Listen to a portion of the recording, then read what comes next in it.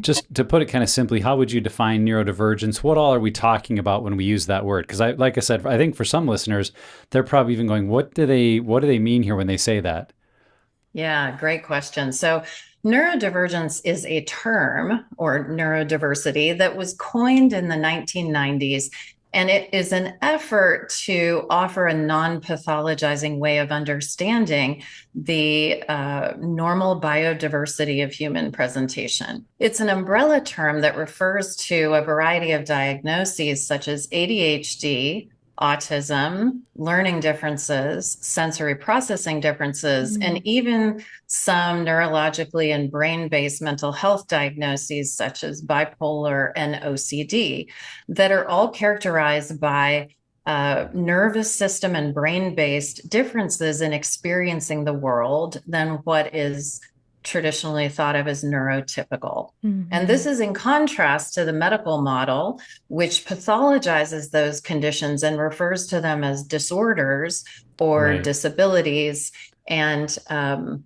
sees them as something that needs to be fixed or changed. And it's almost akin to how we used to see left-handedness in our culture. So left-handedness, just like neurodiversity, is a naturally occurring biodiverse experience. And people who are left-handed used to be seen by the culture as pathological, and they were subject to all manner of interventions to try to force them to become right-handed or neurotypical. And so they would have their left hand tied behind their backs or made fun of, or just a variety of interventions that were everything from uncomfortable to outright abusive to try to force them to override their natural state and become what is more typical. And that created a lot of suffering and a lot of extra effort on the part of the people who were born left-handed. What happened is the culture shifted, and the culture no longer, for the most part, hopefully, sees people that are left-handed as pathological, and as a result, their suffering has been remediated. And so the issue was not being born left-handed. The issue was the cultural expectation of right-handed dominance.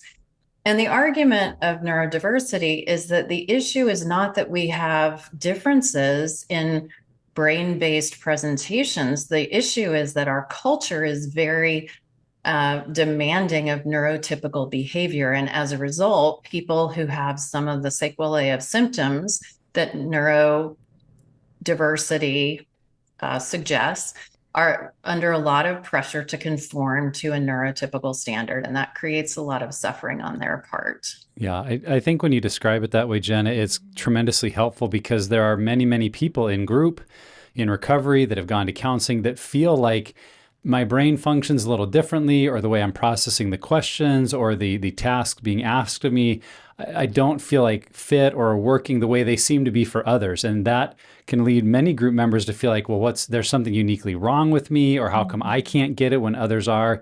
When there may be a reality of some underlying just ways the brain functions, issues in how they process life or information or feelings that, if understood and put in the right context, rather than being a hindrance to recovery, I think could be utilized as part of how they see and understand recovery. And I think it'll be helpful also for us to think about those of us that are leading groups or in groups or have that hand in helping others, that when someone is maybe battling in their recovery as we see it, and for us to not just assume that, oh, well, they're just not committed enough, or they're not, they don't get the tools like they should, that we could start to question, is there maybe more going on here? Are there other layers of recovery that we might be able to point them to tools or resources that then could support them in recovery? And yeah, so I'm just excited for people to dive into this.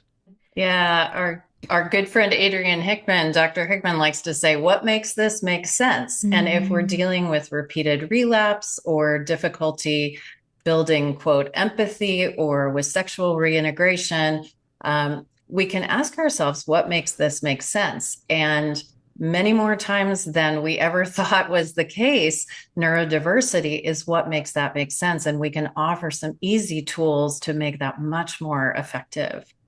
Yeah, which is so helpful. So, in your experience, how do neurodivergent individuals face unique challenges when it comes to addiction and recovery?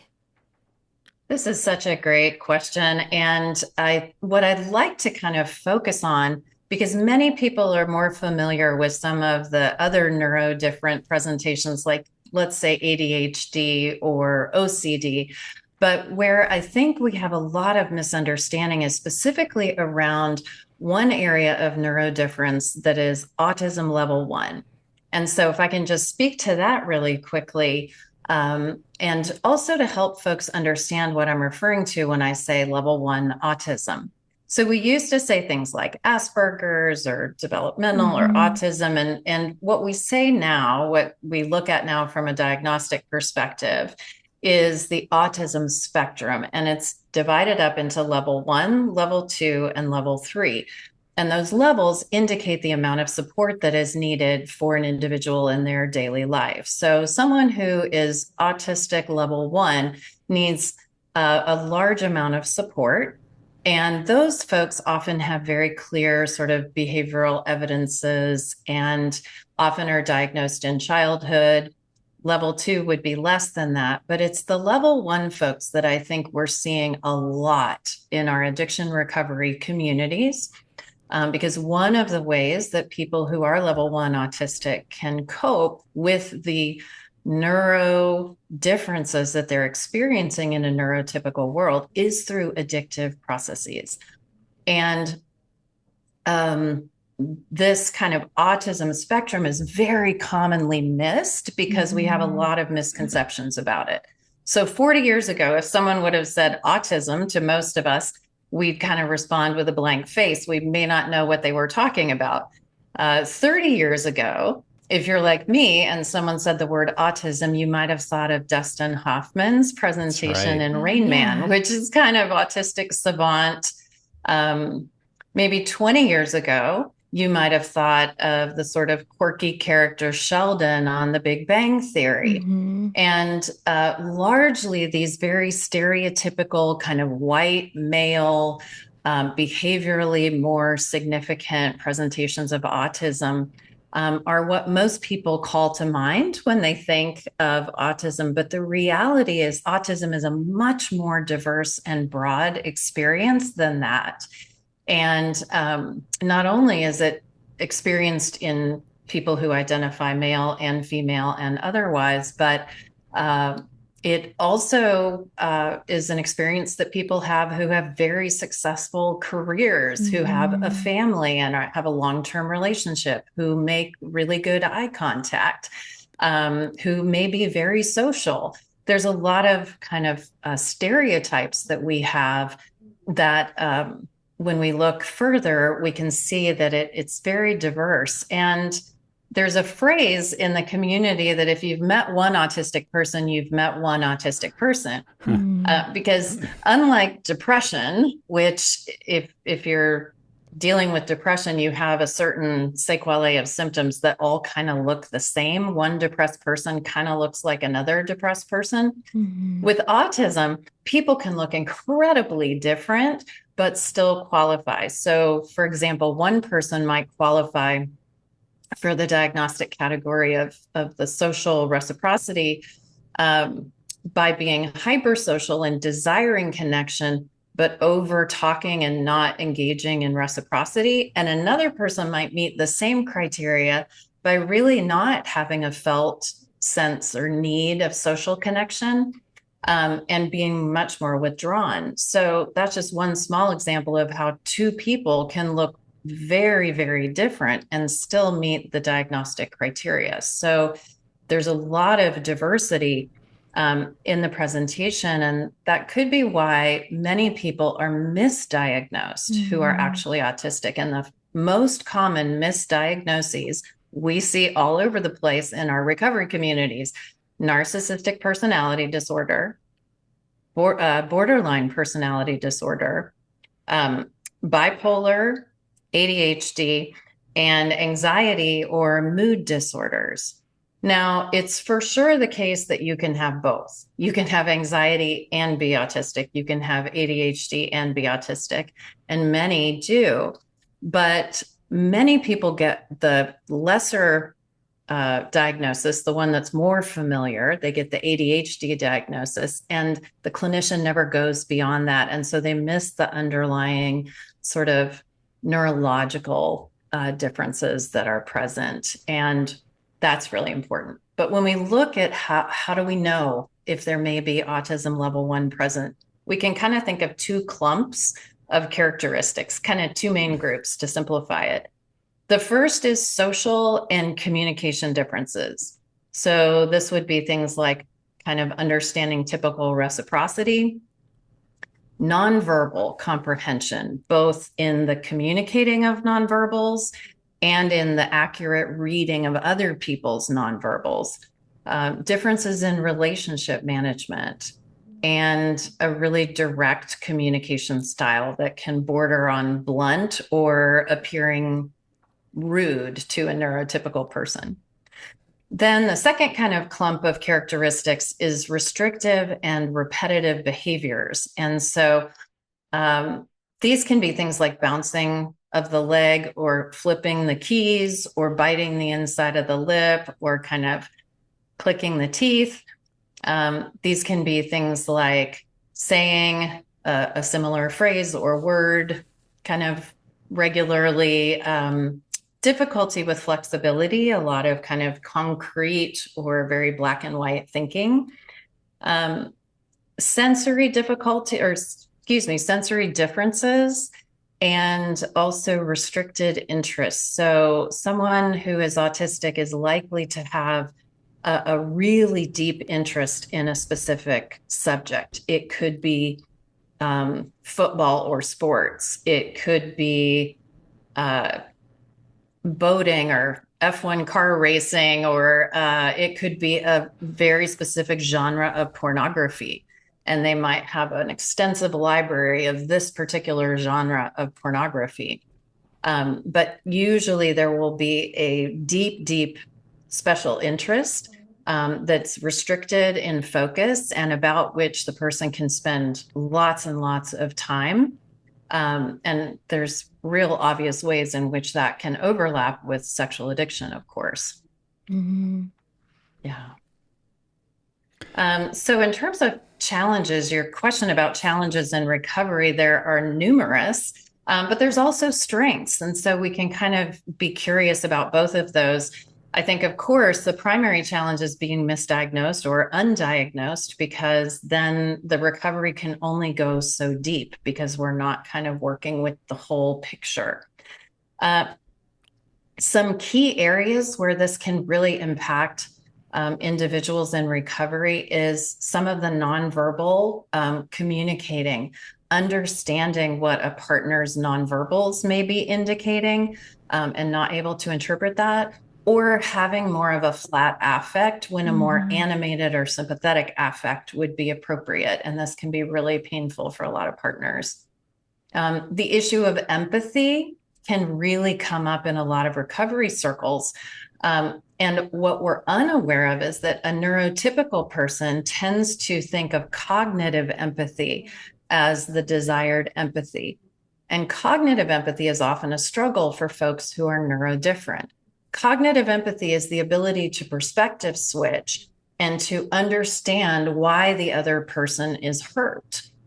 Whereas neurodifferent people and autistic people can really have a lot of affective empathy or somatic empathy, but are unable to communicate that in a way that feels like empathy to a neurotypical partner.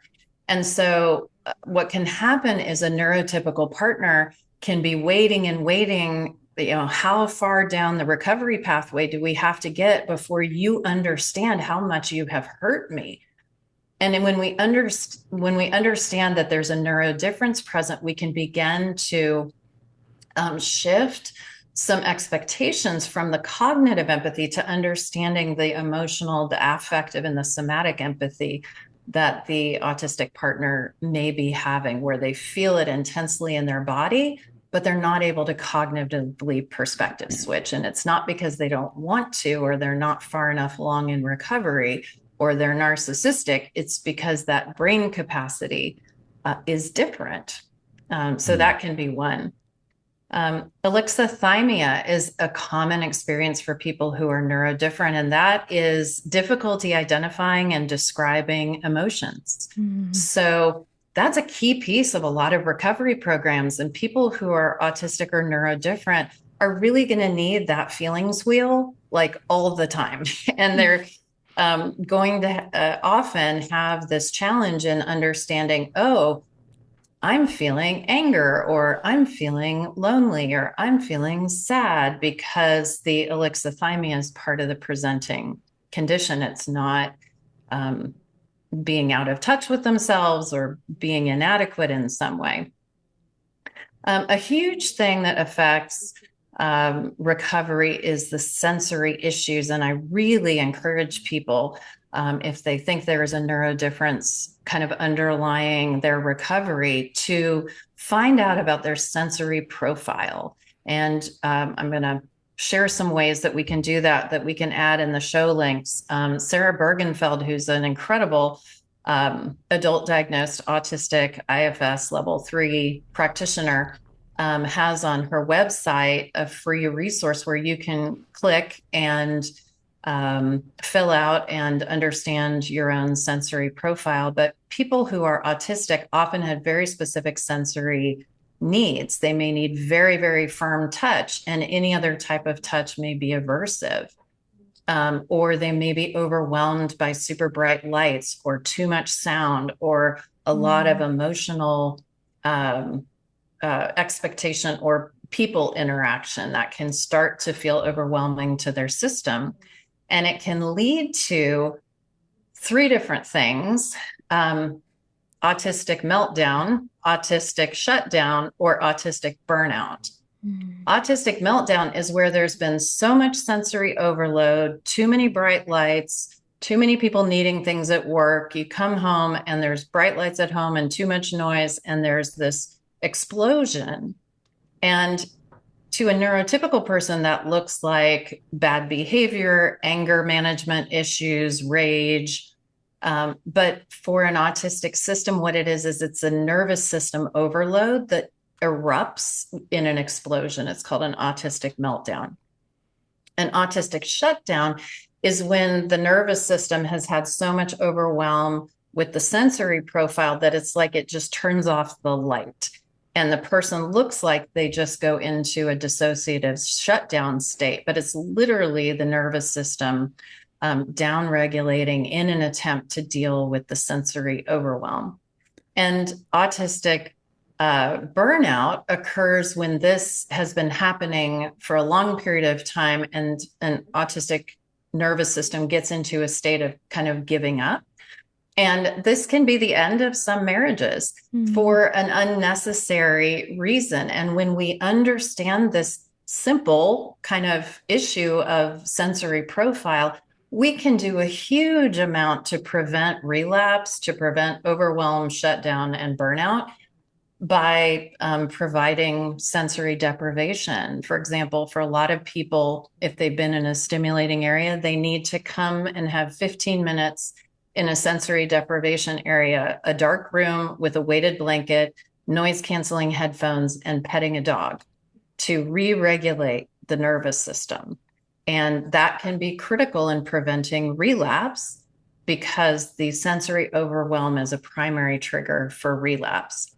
And of course, sensory issues can have a huge impact on sexual reintegration and a coupleship, because frequently certain textures, smells, sounds, touches, obviously sexual intimacy is a highly sensory experience. And if we don't know what our sensory profile is, that can be really activating and aversive if some of those sensory issues are tapped into, and then the partner feels rejected and the person dealing with the sensory issues feels a lot of shame unnecessarily.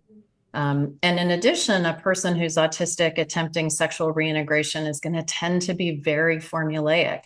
First we do this, then we do this, next we do this, because an autistic brain is very concrete and very linear. And it might be extremely difficult if a therapist or a recovery buddy or whomever suggests that we get creative in the bedroom and kind of become more playful, to an autistic person, that could be extremely aversive because the lack of structure and concrete approach can be very dysregulating. So there are so many ways in which this can impact recovery in some challenging ways, but also there are some real positives. Again, the affective and somatic empathy, very often autistic folks feel a tremendous amount of empathy for their partner and for the betrayal trauma. But the ability to connect into that and express it is going to look very different. Preference for routine and structure can really be an advantage in highly structured programs like 12-step, where you know exactly how the meeting is going to progress. You know how you introduce yourself. You know how you share. The meeting after the meeting may feel very uncomfortable, or calling your sponsor, because there's no specific understanding of how are we supposed to, what does this look like? And people who are autistic, finally, they do really well with a script. So Carol Jurgensen Sheets in her Help Her Heal work gives a script. When your partner is triggered and you haven't acted out, here's what you say. Doctors Bill and Ginger Bearcott, in their book, Couple's Guide to Intimacy, which is a guide to sexual reintegration, it's very scripted. They can do really, really well, people who are neurodiverse, with those scripts, because it gives them a clear approach and an understanding of how to navigate that nuanced interaction.